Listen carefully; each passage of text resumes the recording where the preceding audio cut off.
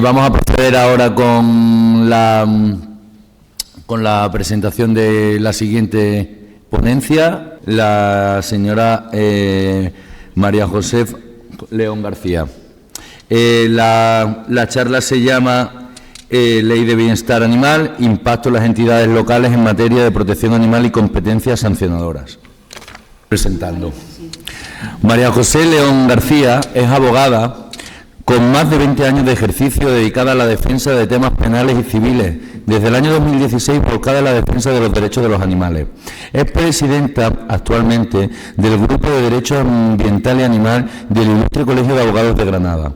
Es vicepresidenta de ACMADA, que es la Asociación de Protección de Animales, miembro fundador de la Red Estatal de la Abogacía Animalista. Además es abogada de las protectoras de animales de Teruel, Amigo Mío y Alcañiz. Se ha personado en varias causas de maltrato animal para la defensa de los derechos de los animales. Ha colaborado en publicaciones relacionadas con el derecho animal, tanto en la revista Testigo de Cargo del Colegio de Abogados de Granada, como en el blog de Derecho Animal del Consejo General de la Abogacía Española. Además, tiene artículos tales como el programa Biopet y clonación de mascotas, responsabilidades de las eléctricas en las muertes de aves rapaces electrocutadas, etcétera. Muchísimas gracias, María José, por haber accedido a venir a esta jornada y contar con tu presencia, que como siempre he dicho es un placer, y por supuesto entre compañeros y además granadinos pues tenemos que colaborar siempre por la defensa de los animales. Y sin más dilación, pues os dejo con María José. Muchas gracias. Pues muchas gracias, Ari. Ay, póntelo cerquita, sí. Muchas gracias, Ari. Estoy encantada nuevamente de haber participado en esta segunda jornada ya de Derecho Animal que se ha organizado por la universidad, y agradecerte a ti pues esta invitación para formar parte con estos grandes ponentes, porque tengo la suerte también con don José Manuel Quirós, que lo tuvimos de ponente en nuestras primeras jornadas también cuando se constituyó el Grupo de Derecho Ambiental y Animal, y para mí ha sido una grata sorpresa y un honor. Y insistir, creo que es una materia que tiene que estar constantemente en auge y que es importante que se organicen este tipo de jornadas, y que ya organizándose la segunda, la tercera y las que vengan, Aris, exacto. Me ha tocado a mí la ponencia relativa a derecho administrativo. Llevo mucho penal, pero va a ser más técnica quizás, no va a ser tan práctica, y voy a intentar acercaros un poco pues a cuál ha sido el impacto que ha tenido la Ley de Bienestar Animal en las entidades locales en materia de protección animal y sobre las competencias sancionadoras que tienen estas entidades locales a raíz de la entrada en vigor de la Ley de Bienestar Animal. Como bien sabéis, ya ha hecho mención el doctor Miguel Olmedo a la entrada en vigor de esta Ley de Bienestar Animal, que tuvo lugar el 29 de septiembre de 2023. Queda pendiente todavía la regulación reglamentaria, y el objetivo principal de esta ley siempre ha sido garantizar pues el bienestar animal y regular el reconocimiento de su dignidad y fomentar la protección y prevenir el abandono. Para cumplir con este objetivo es necesario, por ello, contar con la colaboración de las entidades locales, dado que son las entidades locales las que viven día a día este tipo de problemática. Al efecto, expresamente en el artículo 2 de esta Ley de Bienestar, que con respecto a los animales incluidos en su ámbito de aplicación, perros, gatos y hurones, tiene una finalidad, cual es definir el marco normativo que permita alcanzar una máxima protección de sus derechos y bienestar. El objetivo que proyecta mediante la descripción de varias acciones obligado cumplimiento, tanto a nivel personal como colectivo, incluyendo las de impulsar las acciones administrativas de fomento de protección y el establecimiento de un marco de obligaciones específico por las administraciones públicas en materia de protección de los derechos y el bienestar de los animales. A estos efectos, en el punto tercero del artículo referido, establece expresamente que las administraciones públicas cooperarán y colaborarán en materia de protección animal y compartirán esa información que garantice el cumplimiento de los objetivos de esta ley. Las funciones que comportan la Administración local, hemos de decir que la Administración local es incluida dentro de la composición de órganos previstos en la ley para poder actuar en este tipo de competencias de materia animal. En concreto, las entidades locales estarán representadas a través de la Federación Española de Municipios y Provincias en el Consejo Estatal de Protección Animal, cuyas funciones se definen en el artículo 5 de esa ley. Y en materia de funcional hay que destacar pues, los siguientes artículos. De los artículos 13 a 16, en los que se establece que las entidades locales, en coordinación con los demás órganos competentes de la Administración General del Estado, las comunidades autónomas y ciudades de Ceuta y Melilla, colaborarán con la elaboración de la estadística de protección animal con objeto de conocer el estado de protección animal en el conjunto de la sociedad española y tomar decisiones para su evaluación y mejora. El artículo 19 también contempla que las entidades locales deben de ser posibles destinatarias de dotación de medios en materia de promoción de protección animal para poder llevar a cabo este tipo de competencias. Igualmente, el artículo 22 atribuye a los ayuntamientos la recogida de animales extraviados y abandonados y su alojamiento en un centro de protección. Para ello, deben de contar con un servicio de urgencia para la recogida y atención veterinaria de estos animales. Este servicio tiene que estar disponible 24 horas al día para garantizar pues, esa función que le ha sido especialmente atribuida. El artículo 22.5 también recoge que las entidades locales antepondrán el control poblacional no letal de la fauna urbana en sus planes de actuación en materia de protección animal, garantizando así los derechos de los animales. Y los artículos 28 y 29 también establecen el deber de los ayuntamientos de promover el acceso a playas, parques y otros espacios públicos de aquellos animales de compañía que no constituyan un riesgo para las personas, otros animales o cosas. Otras competencias municipales, como hemos dicho, para ir ya centrándonos en cuáles son las competencias más destacadas de estas entidades locales, son las de la recogida de animales y mantenimiento de esos animales. Como he hecho referencia anteriormente, una de las competencias que se atribuye a estas entidades locales es la recogida de los animales extraviados y abandonados para proporcionarles un alojamiento en un centro de protección animal. Un poquito el micro. A ver si se escucha un poquito mejor. ¿No se oye mejor ahora? Sí, un poquillo más. Si lo acerca un poquillo más, te lo agradecería. Ahí está. Vale. Dichas competencias locales, retomando sobre la recogida y mantenimiento de estos animales, se recoge en el artículo 22 de la Ley de Bienestar Animal. Para ese cometido, los municipios deberán de contar con el servicio de urgencia al que he hecho mención antes para la recogida de atención veterinaria, servicio que sí que tiene que estar disponible esas 24 horas. Y esa gestión podrá realizarse bien directamente por servicios municipales competentes o entidades privadas, sin perjuicio de que siempre que sea posible se realice la colaboración con entidades de protección animal. La propia norma estatal contiene la posibilidad de que la regulación autonómica sobre esta materia derive esta responsabilidad a las agrupaciones de municipios o, en su caso, a diputaciones provinciales y forales, cabildos y consejos insulares o incluso que asuman directamente las propias comunidades y ciudades autónomas estas competencias.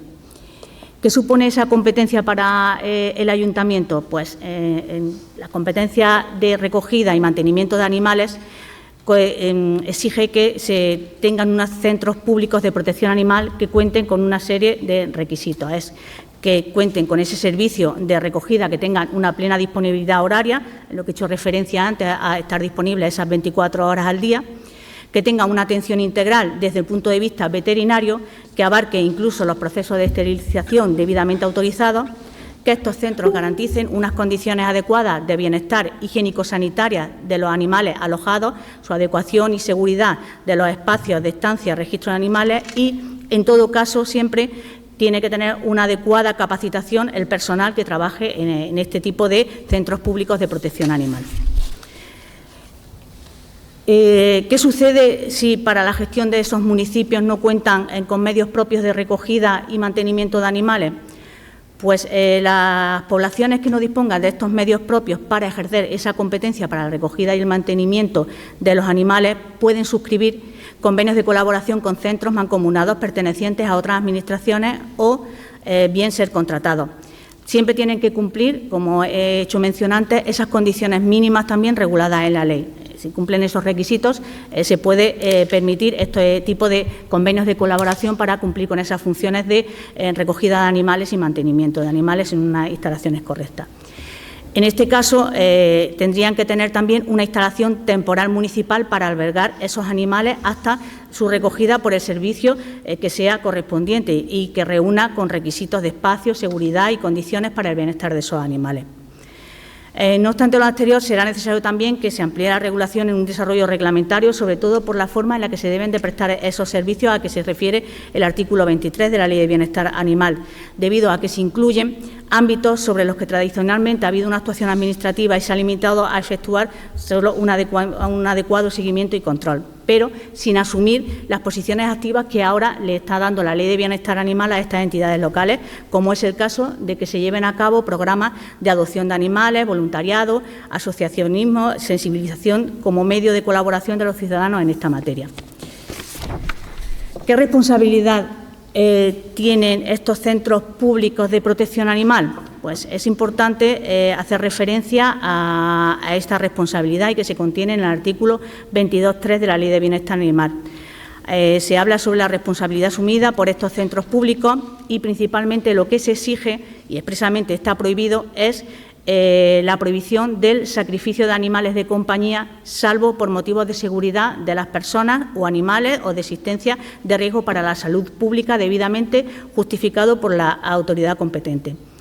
En concreto, según este artículo, se prohíbe expresamente el sacrificio en los centros de protección animal, ya sean públicos o privados, en clínicas veterinarias, en núcleos zoológicos en general, por cuestiones económicas, por sobrepoblación, por carencia de plazas, por imposibilidad de hallar a un adoptante en un plazo determinado, por el abandono del responsable legal, vejez, enfermedad o lesión con posibilidad de tratamiento, ya sea paliativo o curativo, por problemas de comportamiento que puedan ser reconducidos, así como por cualquier otra causa asimilable a la anteriormente citada. Y todo ello, como hemos dicho, salvo que se justifique con un experto, un informe veterinario, bajo su criterio, que ello se hace para evitar el sufrimiento por causas no recuperables que comprometan seriamente la vida del animal.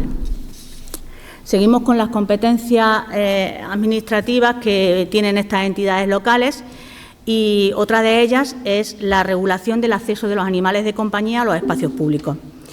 La Ley de Bienestar Animal, en su artículo 29, pretende adaptar los espacios de acceso público a la entrada de los animales de compañía, evitando de este modo que permanezcan sin atención en la puerta de esos espacios o impidan a sus titulares el acceso a medios de transporte colectivo o a locales.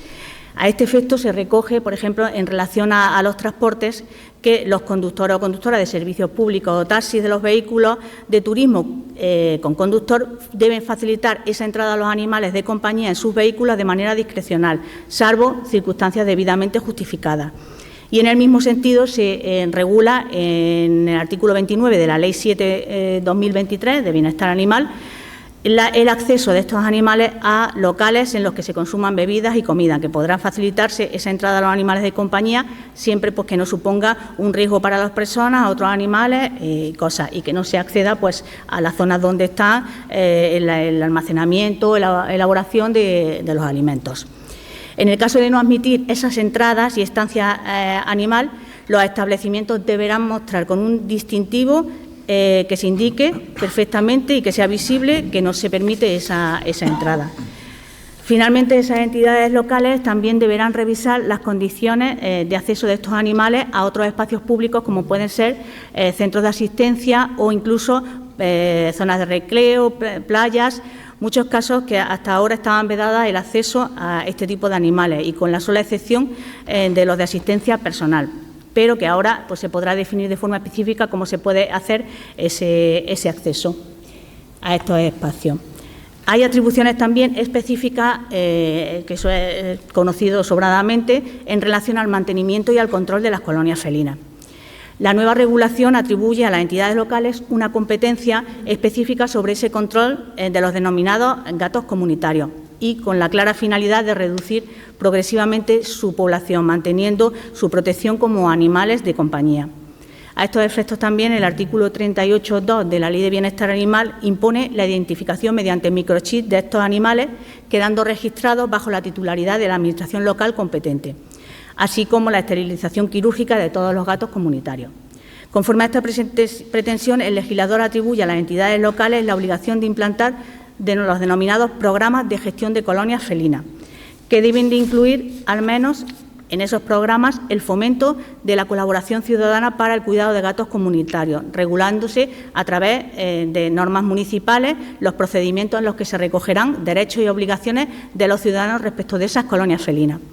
La colaboración administrativa con las entidades de gestión de colonias felinas debidamente inscritas en el registro de entidades de protección animal para la implantación y el desarrollo de los programas de gestión de colonias felinas. La asunción por parte de la entidad local de la responsabilidad de la atención sanitaria de los gatos comunitarios que así lo requieran, contando siempre con los servicios de un profesional veterinario colegiado. El establecimiento de protocolos de actuación para casos de colonias felinas en ubicaciones privadas. Esto se suele dar mucho en las comunidades de propietarios que suelen ser objeto de conflicto. También se da competencia para que las entidades locales regulen también ese tipo de gestión. La implementación de campañas de formación e información a la población de los programas de gestión de colonias felinas que se implanten en el término municipal. El establecimiento de planes de control poblacional de los gatos comunitarios y la implantación en el municipio de protocolos marco de las comunidades autónomas y ciudades de Ceuta y Melilla a las que pertenezcan, debiendo en todo caso elevar anualmente la misma un informe estadístico respecto de su implantación y evolución. La habilitación de un lugar adecuado con espacio suficiente y acondicionado para la retirada temporal de su colonia de los gatos comunitarios en caso de necesidad y la introducción de mecanismos normativos y de vigilancia para llevar a cabo el control y la sanción a los responsables de gatos que no tengan debidamente identificados y esterilizados y, por tanto, que no pongan medidas necesarias para evitar la reproducción de los animales con los gatos comunitarios. Todo ello a expensas del desarrollo reglamentario también de la regularización estatal. Pasamos a competencias municipales en procedimientos sancionadores ante las infracciones cometidas por vulneraciones de disposiciones de la Ley de Bienestar Animal. El ejercicio de esta potestad sancionadora se recoge en el artículo 80 de la Ley de Bienestar Animal. A estos efectos, en este artículo se afirma que las autoridades municipales podrán imponer sanciones y adoptar las medidas previstas en esta ley cuando las infracciones se hubieran cometido en espacios públicos, municipales o afecten a bienes de titularidad local, siempre que ostenten competencias sobre la materia de acuerdo con la legislación específica. Estamos hablando de un doble control, tienen que suceder en el espacio público municipal y además que sea materia en la que ellos pueden entrar a sancionar. La relación que se establece en esta norma al objeto de definir la competencia municipal en el ejercicio de la potestad sancionadora presenta esa doble consideración, como hemos dicho, que requiere ámbito especial y que afecte también a la materia que sea de su competencia.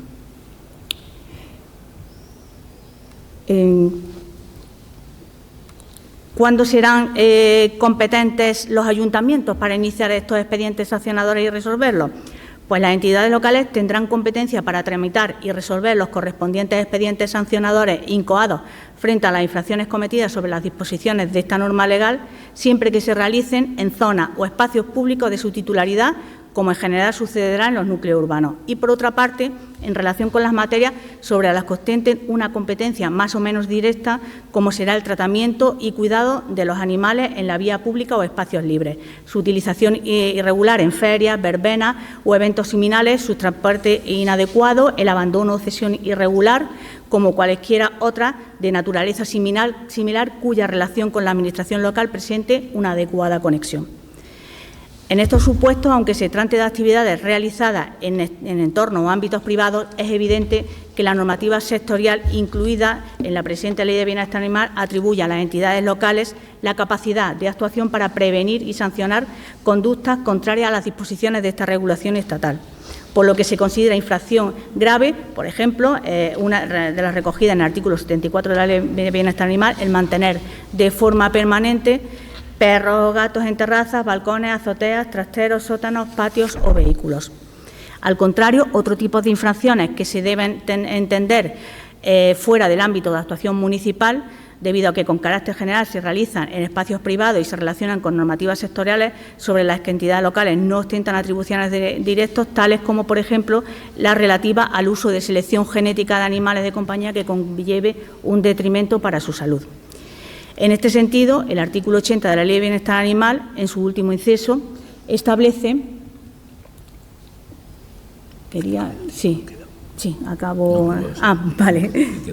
Vale, que en este sentido, bueno, establecen las ordenanzas municipales, podrán introducir especificaciones o graduaciones en el cuadro de las infracciones y sanciones tipificadas en la ley. Como he dicho, pues esta potestad sancionadora también está pendiente de ese desarrollo en reglamentario posterior. Las administraciones también deben fomentar programas de conocimiento de la nueva normativa y concienciación social sobre las nuevas exigencias derivadas de la tenencia de animales de compañía, ante el convencimiento de que la mera advertencia de la posibilidad de incurrir en una infracción, pues castigada con una importante sanción, no es suficiente como para cambiar unos usos o costumbres sociales muy arraigadas en esta materia. En cuanto a la responsabilidad de estas acciones, pues tenemos que el artículo 69 establece cuáles son esos responsables o sujetos responsables de esas infracciones que hayan podido cometer por vulneración de las disposiciones de la Ley de Bienestar Animal. Son responsables las personas físicas o las personas jurídicas que hayan incurrido en acciones o omisiones tipificadas como infracción en la Ley de Bienestar Animal. Responsables subsidiarios también por el incumplimiento de esta normativa respecto a las infracciones cometidas por su personal. Los responsables serán los establecimientos y respecto de los hechos cometidos por menores serán los padres, tutores o guardadores. Cuando existen normas concursales que se hayan podido infringir varias, pues en primer lugar el precepto especial se aplicará con preferencia al general. El precepto más amplio se aplicará o absorbe el que sancione las infracciones subsumidas en aquel, y en defecto de los criterios anteriores, el precepto más grave es el que excluye los que sancionen el hecho con una sanción menor. Las infracciones, pues las infracciones que se recogen están en el artículo 72, no quiero tampoco extenderme en este sentido. Constituyen infracciones en materia de protección y derechos de animales las acciones y omisiones contrarias a los establecimientos de la ley. Esas infracciones se califican en leves, graves y muy graves, y las infracciones graves se consideran aquellas conductas o acciones u omisiones que, sin provocar daños físicos ni alteraciones de su comportamiento al animal, conlleve la inobservancia de esas prohibiciones. Infracciones graves, pues es cuando la acción deriva del incumplimiento de las obligaciones o la realización de conductas prohibidas que sí que impliquen daño o sufrimiento para el animal. Muy graves, pues extensamente se recogen en el artículo 74 cuáles son las sanciones graves que pueden ser castigadas por estas entidades locales. Y las infracciones muy graves, pues cuando ya se produce la muerte del animal. Sanciones. Las sanciones están recogidas en el artículo 76. Las principales son, por las infracciones leves, suele conllevar apercibimiento o multa de 500 a 10.000 euros. Las infracciones graves van con multas de 10.000 a 50.000 euros y las infracciones muy graves con multas de 50.000 a 200.000 euros. Y conlleva igual medidas accesorias, como pueden ser que lleva aparejada la intervención del animal y su transmisión a un centro de protección a la que determina la autoridad competente, y la retirada de armas, licencia o permisos correspondientes a las mismas, el comiso de bienes o medios de instrumentos con los que se haya preparado o ejecutado esa infracción, suspensión temporal de licencia, clausura de locales, inhabilitación del ejercicio de actividades relacionadas con los animales, retirada de subvenciones en el caso de que sean asociaciones las que llevan a cabo este tipo de infracciones. En definitiva, con todas estas sanciones lo que se pretende, pues, es proteger el animal, ¿vale?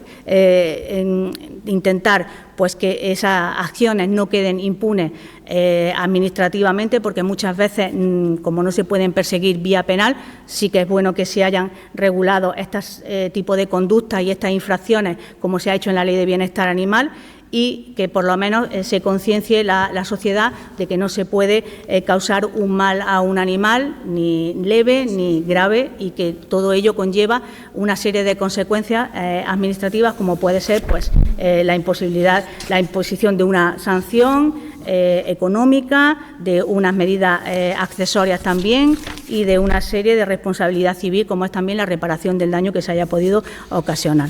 Pues sin más, yo creo que ya he intentado abarcar lo más rápido posible una materia amplia también como es el tema de las entidades locales y sus competencias a raíz de la Ley de Bienestar Animal, y espero que haya aclarado muchos puntos sobre esta materia. Muchísimas gracias.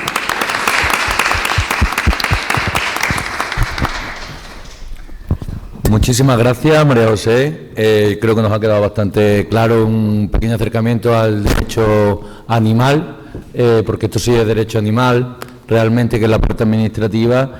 Y nada, si alguien tiene alguna pregunta que hacer, mira, perfecto. Dani, ¿podéis pasar el micrófono a Elena, por ejemplo, que acaba de...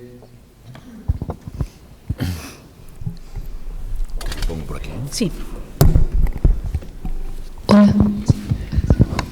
Muchas gracias, María José, muy interesante la ponencia. Mi pregunta es un poco práctica, ¿no? De cara a las entidades de momento los ayuntamientos, ¿no? Cuando hay un abandono, en este caso estamos hablando de los équidos, ¿vale? Porque la mayoría de ayuntamientos sí están preparados para un abandono de un animal doméstico, que es mucho más sencillo, tienen unas instalaciones. En el caso de los équidos, todavía, imagino, porque la ley es muy nueva, no cuentan con unas instalaciones o no cuentan con unos convenios. Entonces, ¿cuál es su opinión sobre qué es lo que podemos hacer de cara cuando un ayuntamiento no se pone en contacto con una ONG para que sean ellos los que recojan estos animales, ¿no? Cuando en realidad la nueva ley está diciendo que son ellos los que tienen esta competencia? Buenas, Elena. Es cierto lo que tú dices, que te encuentras con la dificultad de que con équidos, pues es verdad que es más complicado el poder que los ayuntamientos puedan atender esas necesidades de atención cuando se está dando muchísimo. Se puede exigir, entonces, como ahora estamos pendientes también del desarrollo reglamentario, sí que es verdad que ellos cuentan con los medios que tienen.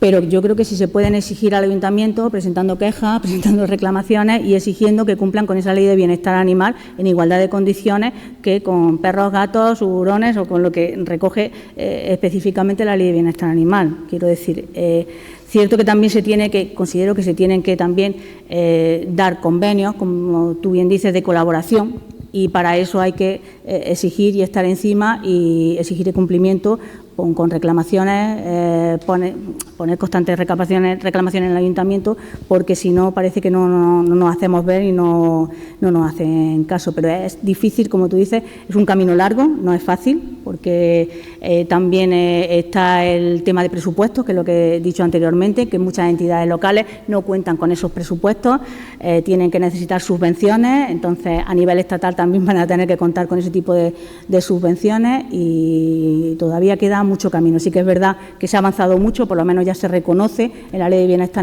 Animal esa competencia específica y ellos tienen que velar por el cumplimiento de esa competencia específica, con independencia de que todavía no tengamos ese desarrollo reglamentario, pero, como te he dicho, echar instancias, escritos, reivindicaciones, reclamaciones y dar voz a este problema, la verdad. Muchas gracias. Sí, es que además incluso aquellos que tienen instalaciones no cuentan con personal específico que tenga conocimiento sobre équidos y además cuentan con veterinarios administrativos que, sin faltar a mis compañeros, no es lo mismo que atiendan un caso de abandono de un équido un veterinario específico, especialista en équidos, que un veterinario administrativo, ¿no? Entonces yo creo que a lo mejor la sostenibilidad de estas ONGs está de cara a tener estos convenios con los ayuntamientos, no sé. Claro. Si le parece eso una vía, ¿no? Sí, y la ley exige, como dice, que sean personas específicas, que tengan instalaciones adecuadas, con lo cual es reivindicar. Ahora mismo es lo que hay que hacer, ser constante y estar presentando reivindicaciones al ayuntamiento para que, si ellos no pueden, porque no tienen los medios, que exijan, exacto, a nivel estatal, que exijan para poder cumplir con esa ley que tenemos vigente, si no incurrían también en responsabilidad.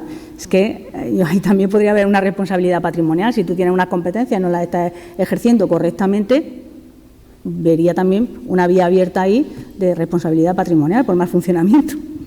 Muchas gracias, muy interesante. ¿Qué corresponde al final reclamar? Claro. Esa es la cuestión, ¿no? Claro. Esa es la pregunta. Claro, ¿no? Reclamaría. No, ¿a quién le corresponde reclamar? ¿La asociación al final le Claro, a la va asociación. aportando? A la asociación, exactamente. Tiene que ser la que, cuando son las entidades locales, tienen que ser proactivas para el cumplimiento de estas competencias que le han sido asumidas. Sin embargo, esto deriva, como tú dices, a que sea la asociación la que tenga que, pues, ser proactiva y reclamar el cumplimiento de esa ley de bienestar animal. Un poco caótico todo, pero que es interesante, Elena, hay que luchar. Sí, muchas gracias, María José, está. es muy interesante, Venga. sí. Siguiente pregunta. Buenas, María José. Buenas. Muy interesante, en verdad, la charla que acabamos de escuchar. Y me gustaría preguntarle que en caso de maltrato de animal, ¿qué sería mejor, una sanción muy grave o una pena en sí? Maltrato animal, como he distinguido, depende de qué daño es el que se le ocasiona al animal. Si es un daño leve, pues estaríamos como una... No sé, esa es la pregunta, ¿verdad? Estaríamos como una infracción leve. Si se le ocasiona un daño al animal, pues entonces sí estaríamos con la sanción grave. Y muy grave cuando se le produce la muerte del animal. No sé si eso es lo que... Sí, pero ¿qué es mejor? ¿Sanción muy grave o delito? Pena. O sea, Pero es que depende, porque en vía penal, si lo consideran que no es tan grave como para que deba ser castigado vía penal, nos derivan a la vía administrativa. Ahora he tenido yo un caso en Teruel, unos propietarios de unos perros potencialmente peligrosos llaman a una asociación para que se haga una protectora, que se haga cargo del animal. La asociación no tiene ni espacio ni puede hacerse cargo de los perros de PP, porque no tiene instalaciones como para poder separarlos y demás. Se lo dice y el propietario lo que hace es que lo deja atado en la protectora, ahí, ¿vale? Yo puse denuncia porque consideraba que era un delito, es decir, de abandono. A mí me daba igual, lo dejaron en el verano, aparecieron las chicas que estaban en la protectora 2 horitas, 3 horas después, pero no tenían ni agua, estaban atados, estaban inmovilizados en unas condiciones y con un bozal, en el mes de julio, complicado. Entonces, yo consideraba que sí que era un delito. Pues la magistrada entiende que no es delito y me deriva a la vía administrativa, porque considera que no ha pasado demasiado tiempo y que no ha tenido un sufrimiento el animal con estar atado. Yo considero que en el momento que limitas sí puede ser el maltrato del animal. Por eso te digo que depende. Muchas veces ponemos denuncia considerando que sí que puede ser un delito, porque nosotros lo entendemos así, y examinando, pues el juez que te toque el caso considera que tiene que ser por vía administrativa. Entonces, no somos nosotros realmente los que tanto determinamos qué vía es la correspondiente, si la penal o la administrativa, como pues los jueces que nos marcan un poco cuál es su línea en ese sentido. Lo tengo recurrido en la audiencia a ver lo que me dice, porque yo entiendo que sí, que hay un delito de abandono por las condiciones. Entonces, ya os contaré. Gracias. Pues sí, por allí tenemos otra pregunta, detrás. Hola. Sí, hola María José. Quería Buenos días. preguntarle, cuando se habla de profesionales, los informes, ¿sería por veterinario etólogo o cualquier veterinario podría emitir un informe? La ley no especifica, pero yo considero que tendría que ser un etólogo para ver, es más experto también para determinar pues cuál es qué protección se le tiene que dar a ese animal. Yo considero que sí que tiene que ser etólogo, pero que la ley no dice nada, dice veterinario, con lo cual cualquier veterinario en principio pues parece que tiene competencia como para poder estar ejerciendo ese tipo de funciones, ¿vale? Pero yo estoy con usted, creo que tendría que ser etólogo. Pues muchísimas gracias y sin más, ¿alguna pregunta más? Sí, por allí tenemos una. Yo tengo una pregunta en cuanto a especies exóticas invasoras que ya llevan considerablemente un tiempo en domicilio. ¿Se podrían considerar animales domésticos? Entiendo. Si son abandonados, ¿nos estaríamos refiriendo a un delito o pasaría a ser infracción administrativa? Perdón, es que no te he oído al principio. Sí. Pues me refería en cuanto a animales exóticos. Ajá, Que pasarían a ser considerados como animal doméstico, entiendo, por estar en un domicilio durante un largo periodo de tiempo. ¿Podría considerarse su abandono delito o infracción administrativa? Yo lo consideraría de delito. En principio yo lucharía porque fuera por porque delito, hombre, porque ¿no? si... Sí. Necesita además de... Por eso yo lo consideraría como delito, es lo que he dicho antes. Yo intentaría siempre la vía penal y luego ya según salga pues siempre te van a derivar a la vía administrativa, pero yo lo considero delito por las circunstancias que dices que concurren. ¿Sabes? De acuerdo. Nada más, darle las gracias a María José por esta exposición tan brillante y vamos a seguir con la otra. Gracias, María José. Gracias.